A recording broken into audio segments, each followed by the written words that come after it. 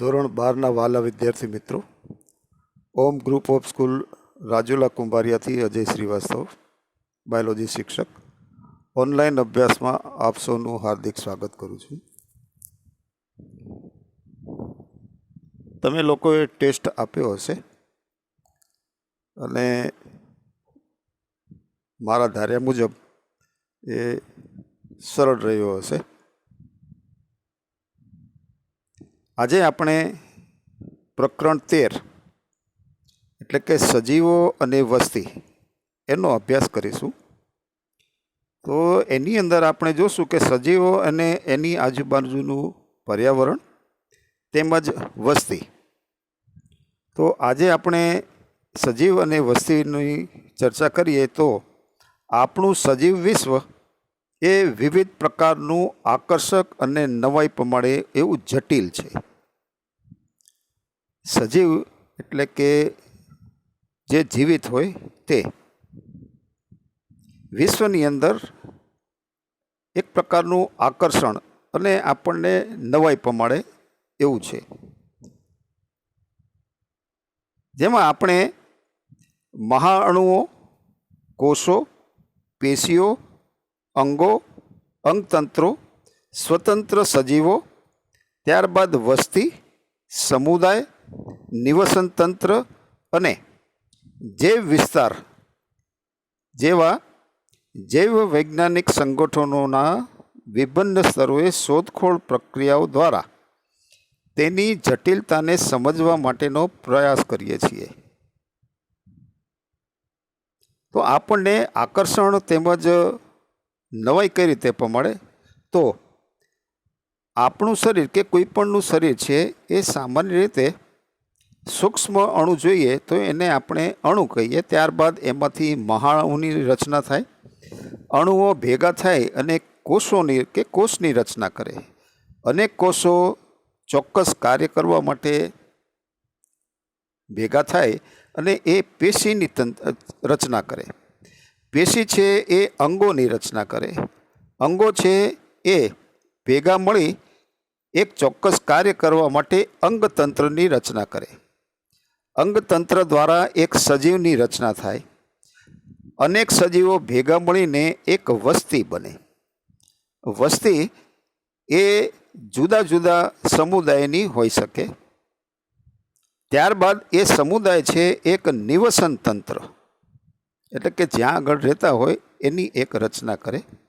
અને અંતમાં તે જૈવ વિસ્તાર એટલે કે સજીવો રહેતા હોય એવો વિસ્તાર, એની આપણે જૈવ વૈજ્ઞાનિક સંગઠનોના વિભિન્ન સ્તરે શોધખોળ પ્રક્રિયાઓ દ્વારા તેની જટિલતાને સમજવાનો આપણે પ્રયાસ કરશું. એટલે કે સજીવ અને નિર્જીવ વચ્ચેની જે પ્રક્રિયા છે એને માટે સમજવા માટેનો પ્રયત્ન કરશું. તો જૈવ વૈજ્ઞાનિક સંગઠન કે જેને આયોજન એટલે કે ઓર્ગેનાઇઝેશનના કોઈ પણ સ્તરે આપણે બે પ્રકારના પ્રશ્ન પૂછી શકીએ. જૈવ વૈજ્ઞાનિક સંગઠનના કોઈ પણ સ્તરે આપણે બે પ્રકારના પ્રશ્ન પૂછી શકીએ છીએ. ઉદાહરણ તરીકે જ્યારે આપણે બગીચામાં વહેલી સવારે બુલબુલને ગાતી સાંભળીએ ત્યારે આપણને મનમાં પ્રશ્ન થાય કે પક્ષી કેવી રીતે ગાય છે, અથવા તો પક્ષી શા માટે ગાય છે. કેવી રીતે પ્રકારના પ્રશ્નોમાં પ્રક્રિયાની પાછળ તેની ક્રિયાવિધિ જાણવાની કુતૂહલતા હોય છે. જ્યારે શા માટે પ્રકારના પ્રશ્નમાં કે પ્રશ્નની પ્રક્રિયાની મહત્વતાના જાણવાની જિજ્ઞાસા હોય. આપણા ઉદાહરણમાં આપેલા કે પહેલો પ્રશ્ન એનો જવાબ પક્ષીમાં સ્વરપેટી અને કંપન અસ્થિ એની સંચાલન વ્યવસ્થા હોઈ શકે. પક્ષીમાં આવેલી સ્વરપેટી કે જેની અંદર કંપન અસ્થિ હોય એ વ્યવસ્થાના કારણે તે બોલી શકે અથવા ગાઈ શકે. જ્યારે બીજા પ્રકારનો જે પ્રશ્ન છે એમાં એ પ્રજનન ઋતુ દરમિયાન પક્ષીને તેના સાથી સાથે સંવાદ સાધવાની આવશ્યકતા હોય છે. બીજો પ્રશ્ન છે કે શા માટે એ પક્ષી છે એ શા માટે ગાય છે? તો પ્રજનન ઋતુ દરમિયાન પક્ષીને તેના સાથી સાથે સંવાદ કરવાની આવશ્યકતાની જરૂર હોય છે. જ્યારે તમારી પાસે કે તમારી આસપાસ પ્રકૃતિનું વૈજ્ઞાનિક દૃષ્ટિકોણથી અવલોકન કરશો તો તમારા મનમાં નિશ્ચિત રૂપે બંને પ્રકારના અનેક દિલચસ્પ પ્રશ્ન ઉઠશે. જેમ કે રાત્રે ખીલતા પુષ્પો સામાન્ય રીતે સફેદ રંગના શા માટે હોય છે? તેમજ મધમાખીને કેવી રીતે જાણ થાય છે કે કયા પુષ્પમાં મધુરસ હોય છે? જ્યારે થોર શા માટે ઘણા બધા કંટક ધરાવે છે? પક્ષીના બચ્ચા કેવી રીતે પોતાની માતાને ઓળખી કાઢે છે? આ વગેરે વગેરે આ બધા પ્રશ્નો છે એ આપણા મનમાં ઉદ્ભવે. જો આપણે વૈજ્ઞાનિક દૃષ્ટિકોણથી એનું અવલોકન કરીએ તો એના જવાબ પણ આપણને સરળતાથી મળી શકે.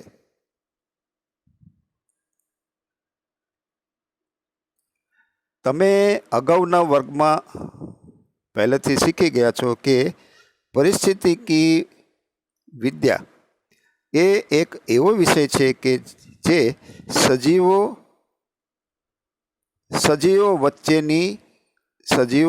સજીવો વચ્ચેની તથા સજીવ અને તેના ભૌતિક પર્યાવરણ વચ્ચેની એક આંતરક્રિયાનો અભ્યાસ શીખવે છે. પરિસ્થિતિકી વિષય એ એક એવો વિષય છે કે જેમાં સજીવ વચ્ચેની તેમજ સજીવ અને ભૌતિક અથવા તો અજૈવિક, જે નિર્જીવ હોય એને આપણે અજૈવિક શબ્દ પણ વાપરી શકીએ. તો સજીવ વચ્ચેની આંતરક્રિયા તેમજ સજીવ અને નિર્જીવ એટલે કે પર્યાવરણ વચ્ચેની આંતરક્રિયાનો અભ્યાસ કરવો એટલે કે પરિસ્થિતિકી વિદ્યા. મૂળભૂત રીતે પરિસ્થિતિ વિદ્યા એ જૈવ વૈજ્ઞાનિક સંગઠનના 4 સ્તરો સાથે સંલગ્ન છે. જેમાં સજીવો, બીજું છે એ વસ્તી, સમુદાયો અને જૈવ વિસ્તારો. સજીવો, ત્યારબાદ વસ્તી, ત્યારબાદ સમુદાય અને જૈવ વિસ્તારો. આ પ્રકરણમાં આપણે સજૈવક અને વસ્તી સ્તરોએ પરિસ્થિતિ વિદ્યાનો અભ્યાસ કરીશું. તો સર્વપ્રથમ આપણે સજીવો અને તેનું પર્યાવરણ.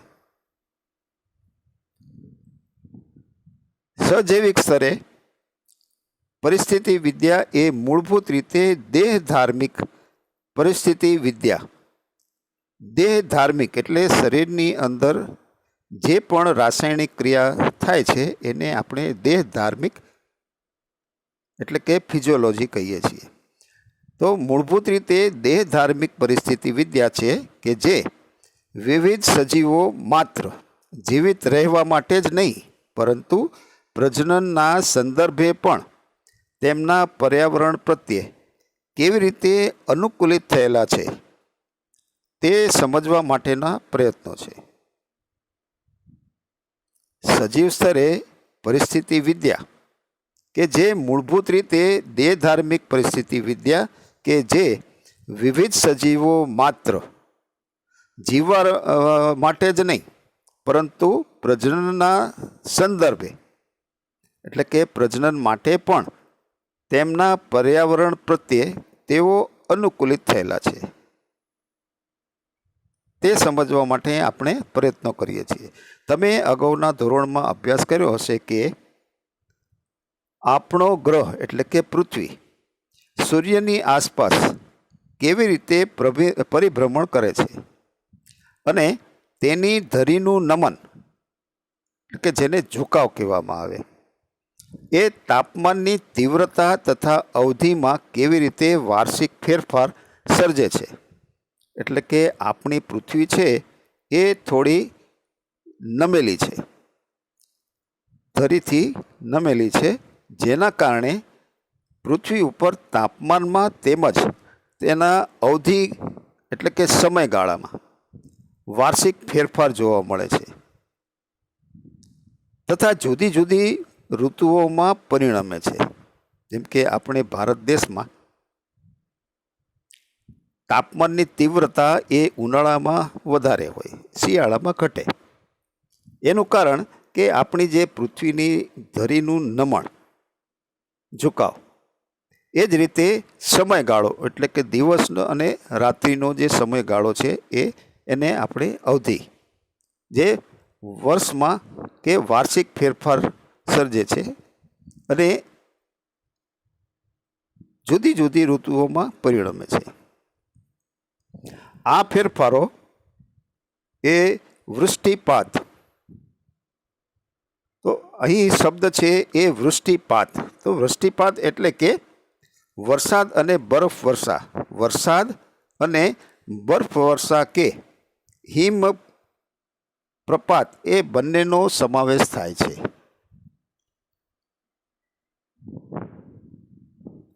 આ ફેરફારો છે કે જેમાં વૃષ્ટિપાત, તો વૃષ્ટિપાતમાં વરસાદ, કેટલો વરસાદ અને કેટલો બરફ વર્ષા થાય છે કે હિમ વર્ષા થાય છે, એ બંનેનો સમાવેશ થાય છે. એ વૃષ્ટિપાતમાં થતા વાર્ષિક ફેરફારો સાથે મળીને મુખ્ય જૈવ વિસ્તારોનું એ નિર્માણ કરે છે. જેમ કે રણ વિસ્તાર, જેને આપણે મરુસ્થળ કહીએ છીએ, ત્યારબાદ વર્ષાવન તથા ટુંડ પ્રદેશ.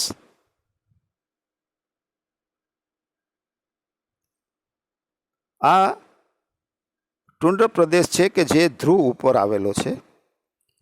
પછી વૃક્ષહીન બરફ આચ્છાદિત વિશાળ સપાટ વિસ્તાર, જેને આપણે ટુંડ પ્રદેશ તરીકે ઓળખીએ છીએ.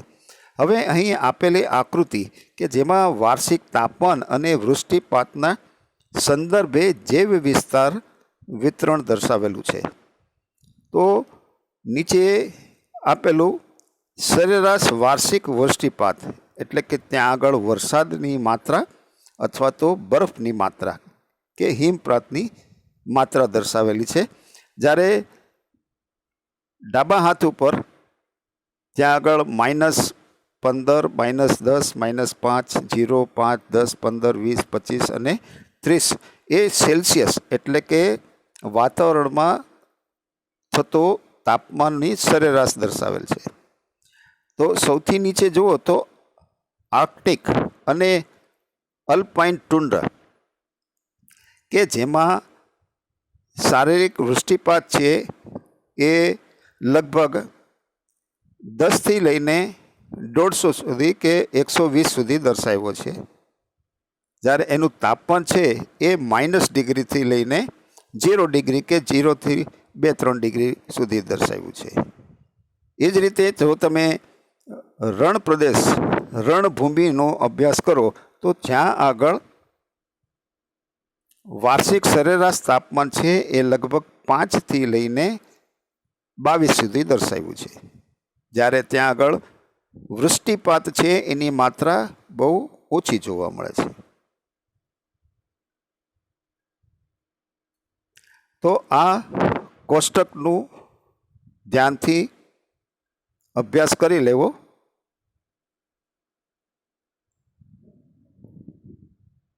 દરેક જૈવ વિસ્તારોની અંદર જ સર્જાતી એક ક્ષેત્રીય, જેને આપણે રિજનલ કહીએ, ક્ષેત્રીય તેમજ સ્થાનિક વિભિન્નતાઓના કારણે નૈસર્ગિક નિવાસસ્થાનોની વ્યાપક વિવિધતાઓનું નિર્માણ થાય છે. તો અહીંયા શબ્દ છે એક ક્ષેત્રીય. તો ક્ષેત્ર આપણે કેને કહીશું? તો આપણે છે એ દરેક સૌરાષ્ટ્ર ક્ષેત્રમાં રહીએ છીએ.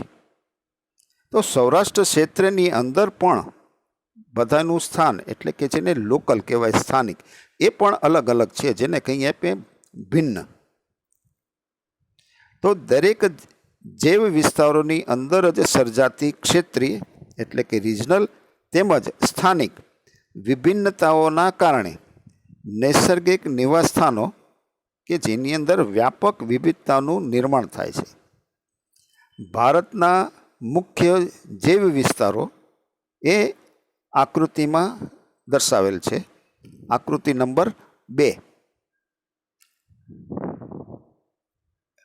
અહીં આપેલી આકૃતિ કે જેની અંદર વ્યાપક વિવિધતાનું જે નિર્માણ થાય છે એ ભારતના મુખ્ય જૈવ વિસ્તારો દર્શાવેલ છે.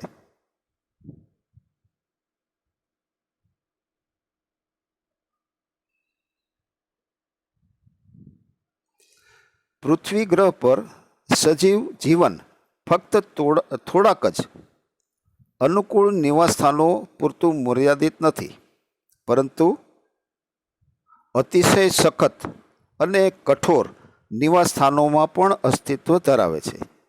એનો મતલબ કે પૃથ્વી ઉપર સજીવ છે એ અનુકૂળ નિવાસસ્થાનમાં જ જોવા મળતા નથી એવું નથી, પણ તેઓ અતિશય સખત અથવા તો કઠોર એવા નિવાસસ્થાનોમાં પણ તે અસ્તિત્વ ધરાવે છે. એટલે આપણી પૃથ્વી ઉપર એવી કોઈ પણ સ્થળ નથી કે જ્યાં આગળ સજીવ ના હોય. જેવા કે શેકી નાખતું કે દઝાડતું એ રાજસ્થાનનું રણ હોય, કે નિરંતર વરસાદથી ભીંજાયેલા મેઘાલયના જંગલો હોય, ગહન મહાસાગરી ખાઈ હોય, કે વેગવંતા પ્રવાહો, કે બારે માસ બરફથી ઠરી ગયેલા એવા ધ્રુવી વિસ્તારો હોય, કે ઊંચા પર્વત શિખરો હોય, કે ઉકળતા ગરમ પાણીના ઝરણા હોય, કે પછી દુર્ગંધ મારતી સેન્દ્રિય ખીણો, એ થોડાક એવા ઉદાહરણ છે કે જ્યાં પ્રત્યેક જગ્યાએ સજીવ છે એ જોવા મળે. એટલે સુધી કે આપણા આંતરડા એ પણ સૂક્ષ્મ જીવોની હજારો જાતિઓનું અજોડ એક નિવાસસ્થાન છે. પૃથ્વી ઉપર તો એવું કોઈ પણ સ્થળ નથી કે જ્યાં આગળ સજીવો ના હોય. એ અનુકૂળ પરિસ્થિતિ હોય કે અનુકૂળ નિવાસસ્થાન હોય કે અતિશય સખત અથવા તો કઠોર નિવાસસ્થાન હોય, ત્યાં પણ એ અસ્તિત્વ ધરાવે છે. અને જો આપણે આપણા સ્વયં વિશે વિચારીએ તો આપણા આંતરડાની અંદર પણ સૂક્ષ્મ જીવોની હજારો જાતિઓ એ પણ નિવાસસ્થાન કે એ લોકો રહે છે. ચાવીરૂપ તત્વો ક્યાં છે જે વિવિધ નિવાસસ્થાનોની ભૌતિક અને રાસાયણિક સ્થિતિઓમાં ઘણી બધી વિવિધતાઓનું કારણ બને છે. તો એવા કયા કયા પરિબળો છે કે જેના કારણે એ જુદી જુદી નિવાસસ્થાનો કે જેની અંદર ભૌતિક અને રાસાયણિક સ્થિતિઓમાં ઘણી બધી વિવિધતાનું કારણ બને છે? તો સૌથી મહત્વપૂર્ણ પરિબળ છે એ તાપમાન, પાણી, પ્રકાશ અને ભૂમિ. આ 4 પરિબળો એવા છે કે જે પરિસ્થિતિકીય વિદ્યામાં મહત્વનો ભાગ ભજવે છે. આપણે એ અહીંયા યાદ રાખવું જોઈએ કે જરૂરી છે કે ભૌતિક અને રાસાયણિક અજૈવિક ઘટકો એકલા આપમેળે સંપૂર્ણ રીતે કોઈ પણ સજીવની લાક્ષણિકતા દર્શાવી શકતા નથી. એટલે કે અજૈવિક ઘટક એકલા આપમેળે સંપૂર્ણ રીતે કોઈ પણ સજીવની લાક્ષણિકતા દર્શાવી શકતા નથી. નિવાસસ્થાનોમાં રોગકારકો કે જે રોગ ઉત્પન્ન કરતા હોય એવા કારકો, કે નિવાસસ્થાનોમાં રોગકારકો, પરોપજીવીઓ, ભક્ષકો તથા સજીવના એવા સ્પર્ધકો કે જેમની સાથે તેઓ સતત આંતરક્રિયા કરે છે તેવા ઘટકો પણ સમાવેશ થાય છે. એટલે આ પરિસ્થિતિકીય વિદ્યા કે નિવાસસ્થાનોમાં અજૈવિક ઘટકની ઉપરાંત રોગકારકો, પરોપજીવીઓ, ભક્ષકો તથા સજીવના એવા સ્પર્ધકો કે જેમની સાથે તેઓ સતત આંતરક્રિયા કરે છે તેવા ઘટકો પણ એમાં સમાવેશ થાય છે. આપણે એ માનીએ છીએ કે એક લાંબા ગાળાની સમય અવધિ દરમિયાન સજીવે પ્રાકૃતિક પસંદગી દ્વારા તેના નૈસર્ગિક નિવાસસ્થાનમાં તેની સ્થાયી તેમજ ટકાઉપણું કે ઉત્તરજીવિકા તથા પ્રજનનને ઇષ્ટતમ બનાવી રાખવા માટે અનુકૂલનનો વિકાસ સાધ્યો હશે. એનો મતલબ કે લાંબા ગાળાની સમય અવધિ દરમિયાન સજીવે એ પ્રાકૃતિક પસંદગી કરી એ નિવાસસ્થાનમાં રહેવા માટે, પોતાનું જીવન છે એ ટકાવી રાખવા માટે અથવા તો પ્રજનન માટે કોઈ પણ ઇષ્ટતમ એટલે બની શકે એટલા વધારે અનુકૂલનોનો વિકાસ સાધ્યો હશે, જેથી કરીને એ સજીવ જે તે પરિસ્થિતિમાં અને જે તે નિવાસસ્થાનમાં તે સજીવ રહી શકે કે જીવિત રહી શકે. દરેક સજીવને ફેરફાર ન કરી શકાય તેવો ચોક્કસ સ્થિતિનો તફાવત હોય છે, જેમાં તેને સહન કરવા સક્ષમ હોય છે. તે માટે ઉપયોગમાં લેવાતા સ્ત્રોતો એ સ્ત્રોતોની વિવિધતા અને પરિસ્થિતિકી તંત્રમાં એક અલગ કાર્યકારી ભૂમિકા, આ બધું એક સાથે રાખીને તેની આગવી જીવન પદ્ધતિ રચે છે.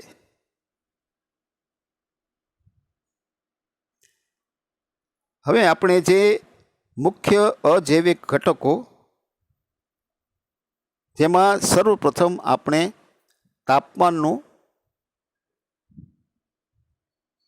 તાપમાન વિશે જોઈએ તો આ તાપમાન એ પરિસ્થિતિ વિદ્યાનું એ સૌથી મહત્વનું પર્યાવરણીય પરિબળ છે. તમે વાકેફ છો કે પૃથ્વી પર સરેરાશ તાપમાન ઋતુઓ પ્રમાણે બદલાય છે.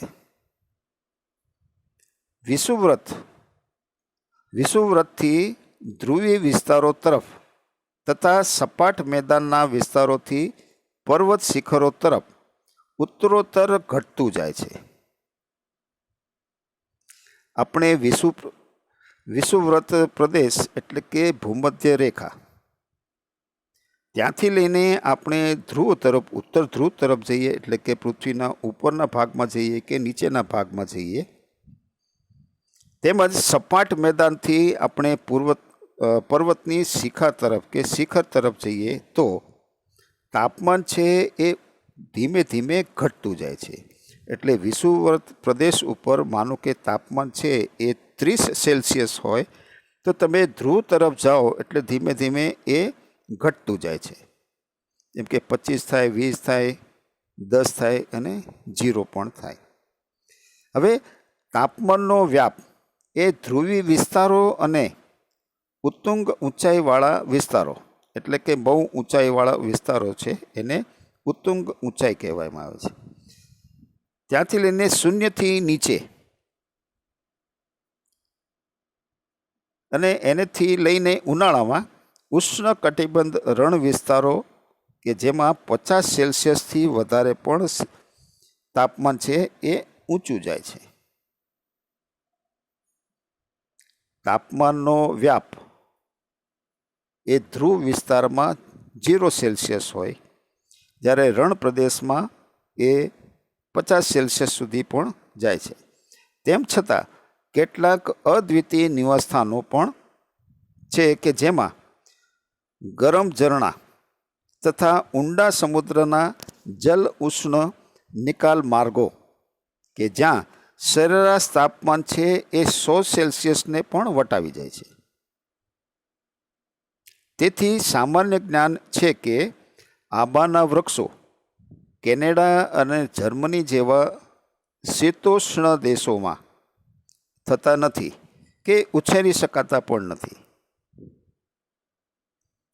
કારણ કે ત્યાંનું તાપમાન. એ જ રીતે બર્ફીલો દીપડો એ કેરળના જંગલમાં જોવા મળતા નથી. તેમજ ટૂના માછલી એ મહાસાગરમાં ઉષ્ણકટિબંધના અક્ષાંશોથી આગળ એ ભાગ્યે જ જોવા મળે છે કે પકડી શકાય છે. આ ટ્યુના માછલી છે જે મહાસાગરમાં ઉષ્ણકટિબંધના અક્ષાંશોથી આગળ ભાગ્યે જ જોવા મળે છે. ભાગ્યે જ જોવા મળે જેથી કરીને ભાગ્યે જ પકડી શકાય. ટ્યુના માછલી મહાસાગરમાં ઉષ્ણકટિબંધના અક્ષાંશથી આગળ ભાગ્યે જ જોવા મળે છે. સજીવ જીવન માટે તાપમાનના મહત્ત્વનું તમે એક સમયથી સહેલાઈથી યોગ્ય રીતે મૂલ્યાંકન કરી શકો છો કે જ્યારે તમને ખ્યાલ આવે કે તે તાપમાન ઉત્સેચકોને ગતિ વિજ્ઞાનને પ્રભાવિત કરે છે. આ સેન્ટેન્સ બહુ અગત્યનું છે. સજીવ જીવન માટે તાપમાનના મહત્ત્વનું એ તમે સહેલાઈથી યોગ્ય રીતે મૂલ્યાંકન કરી શકો છો કે જ્યારે તમને ખ્યાલ આવે કે તે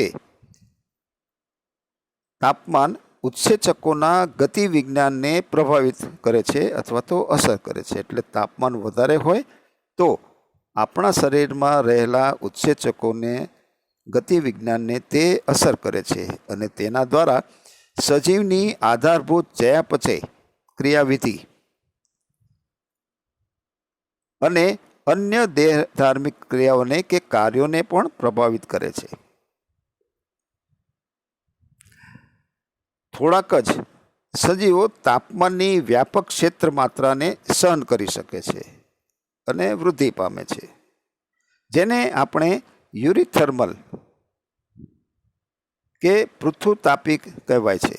પરંતુ તેમનામાંથી મોટા ભાગના તાપમાનની ઓછી ક્ષેત્ર મર્યાદા પૂરતા સીમિત હોય છે. એટલે અમુક સજીવો છે એ તાપમાન વધારે હોય તો પણ તેઓ સહન કરી શકે છે અને વૃદ્ધિ પામે છે. જ્યારે કેટલાક સજીવો એવા હોય છે કે જે તાપમાનની ઓછી ક્ષેત્ર માત્રામાં પૂરતા સીમિત રહે છે, જેને સ્ટીનોથર્મલ કે તનુતાપી કહેવામાં આવે છે. એટલે કે જે સજીવો વધારે તાપમાનની વ્યાપક ક્ષેત્ર માત્રામાં સહન કરી શકે એને આપણે યુરીથર્મલ અથવા તો પૃથુતાપી સજીવ કહીએ છીએ. જ્યારે કેટલાક સજીવો એવા હોય છે કે જે તાપમાનની ઓછી ક્ષેત્ર મર્યાદા પૂરતું સીમિત હોય છે, જેને આપણે સ્ટીનોથર્મલ કે તનુતાપી તરીકે ઓળખીએ છીએ. હવે વિવિધ જાતિઓનું ભૌગોલિક વિતરણ ખૂબ જ વધુ હદ સુધી તેમના તાપી સહનશક્તિ સ્તર પર નિર્ભર કરે છે. તો અહીં પ્રશ્ન છે કે શું તમારા ધ્યાનમાં એવા કેટલાક યુરીથર્મલ અથવા સ્ટીનોથર્મલ પ્રાણીઓ કે વનસ્પતિઓ છે?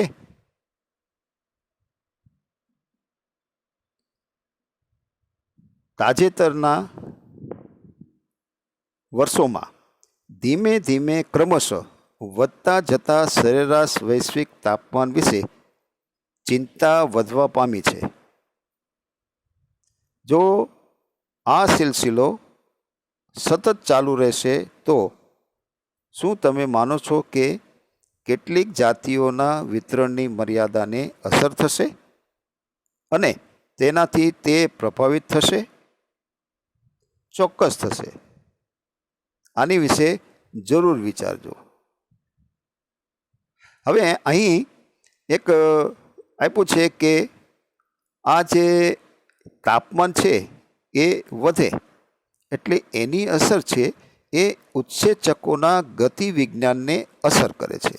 એનું એક હું સાધારણ ઉદાહરણ આપું છું કે ઉનાળાના દિવસોની અંદર તાપમાન છે એ જુદા જુદા વિસ્તારોમાં જુદું જુદું જોવા મળે છે. અને રાજસ્થાન જેવા કે ઉત્તર પ્રદેશ કે બિહાર જેવા રાજ્યોમાં કે જ્યાં તાપમાન ઘણું ઊંચું જાય છે, એટલે 45, 46, 47 કે ક્યારેક 50 જેવું પહોંચી જાય છે. અને ત્યાં આગળ ક્યારેક પાણીની તંગી જોવા મળે છે. પાણી પીવા ન મળે એટલે આપણા શરીરની અંદર રહેલા ઉત્સેચકો છે એની અસર તાપમાન દ્વારા થાય છે, જેની અસર એ શરીરના જુદા જુદા ભાગોમાં રાસાયણિક ક્રિયા થઈ અને એની અસર જોવા મળે છે. અને ઘણી વખત આ ઉત્સેચકો છે એ નાશ પામે છે, જેના કારણે ઘણા પશુ તેમજ પક્ષીઓ તેમજ માનવ એ મૃત્યુ પામે છે. તમે ટીવીમાં કદાચ જોયું હશે કે ઉનાળા દરમિયાન ઘણા બધા પક્ષીઓ છે એ પડીને મરી જાય છે, અથવા માણસ છે એ પાણી નથી મળતું કે શરીરમાં પાણી ઓછું થઈ જાય છે, જેના કારણે એ મૃત્યુ પામે છે. તો આ હતું એ તાપમાનની સજીવો ઉપર અસર, જેની અંદર આપણે બે પ્રકારના સજીવો જોયા કે એક હતું એ યુરીથર્મલ કે જે તાપમાનની વ્યાપક ક્ષેત્ર માત્રાને સહન કરી શકે છે, જ્યારે બીજા સજીવો છે એ સ્ટીનોથર્મલ કે જે ઓછી માત્રામાં કે તાપમાનની ઓછી ક્ષેત્ર માત્રામાં તે સહન કરી શકે છે. આજે આપણે અહીં વિરામ લેશું. આવતીકાલે આપણે પરિબળની બીજી કડી એટલે કે પાણી એની ચર્ચા કરીશું.